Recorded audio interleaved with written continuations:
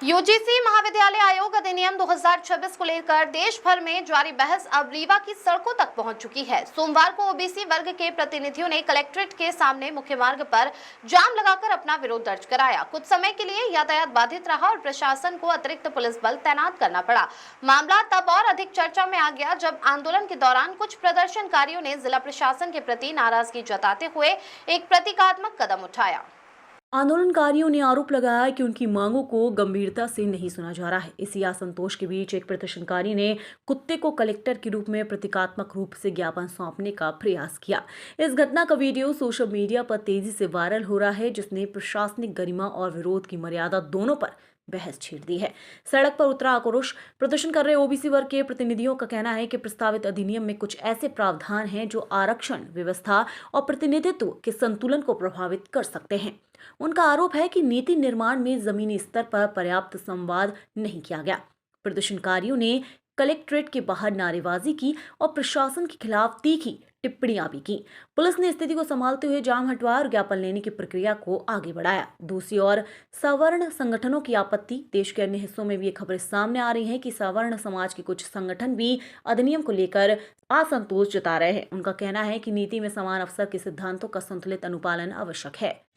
नमस्कार, आप देख रहे हैं सौगंधरा की न्यूज। मैं यज्ञ प्रताप सिंह इस खबर के साथ। खबर मध्य प्रदेश के रीवा जिले के। आपको बता दें, यूजीसी महाविद्यालय आयोग अधिनियम 2026 जो 13 जनवरी 2026 को लागू किया गया और उसके बाद पूरे देश जिस तरह से आग में जलने लगा, शायद जलती हुई आग में घी का काम सरकार करना शुरू कर दी। आपको बता दें, हमारा देश जब अंग्रेजों का गुलाम हुआ तो अंग्रेजों की एक नीति थी, फूट डालो शासन करो, और वही नीति के तहत अंग्रेज पूरे देश में शासन करने लगे थे। शायद मैं नहीं कहना चाहता हूं, लेकिन जिस तरह से अब हमारे देश में दो वर्गों में हमारा देश बढ़ चुका है, एक सवर्ण वर्ग और एक SC ST वर्ग, और जिस तरह से दोनों वर्ग रोड पर आंदोलन प्रदर्शन कर रहे हैं, इससे साफ स्पष्ट होता है कि आज भी हमारे देश में आज की मौजूदा सरकार अंग्रेज के उस नियम को दोहरा रही है जो फूट डालो शासन करो को।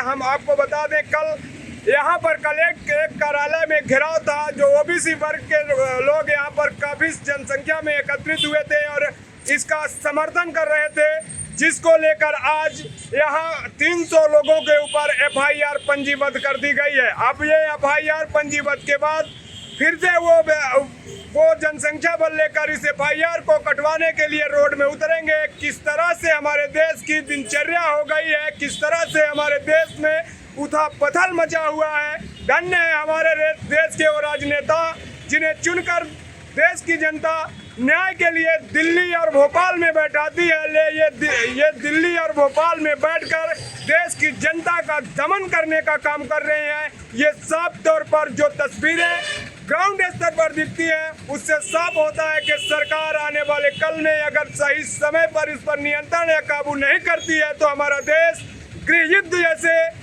भीषण समस्याओं से जूझेगा। मैं यज्ञ प्रताप सिंह, ग्राउंड रिपोर्ट 0 रीवा। जय हिंद, जय भारत।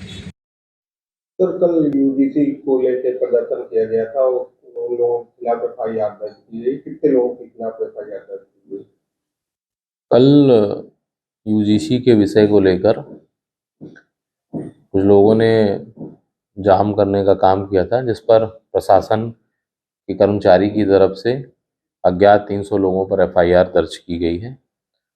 आगे वीडियो के माध्यम से और अन्य फुटेजेस के माध्यम से उस मामले में इन्वेस्टिगेशन किया जा रहा है। इसमें रास्ता रोकने को लेकर ध्वनि प्रदूषण अधिनियम और भी अन्य विभिन्न धाराओं में मुकदमा पंजीबद्ध किया गया है।